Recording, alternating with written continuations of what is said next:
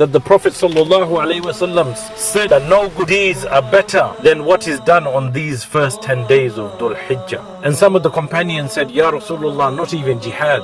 The Prophet ﷺ replied, not even jihad, except for the one who goes out with his life, his wealth, and he risks it all for the sake of Allah Azza wa Jal. And the ayah of the Quran, he mentions Allah takes qasam out by these 10 days of Dhul Hijjah. So we know the immense reward he carries. But my dear brothers, while we are fixated by the recommended deed, and I am not saying at all in any way that we should not occupy ourselves with the recommended deeds, because all of the hadith that talks about the recommended deeds, of course the virtues are great, but while we live in a time when we are not engaged in the fardh asasi, the obligatory deed, what do you think will happen to the recommended deed? As we all know, the qa'idah, the principle that al-mandubat wal-nawafil wal-thawab muwallaqatu fil fardh al-asas, that all recommended deeds are on hold until the fardh is achieved. So if we're engaged and occupied, busying ourselves, living under the domain of kufr and shirk, and we're too busy occupied with the recommended,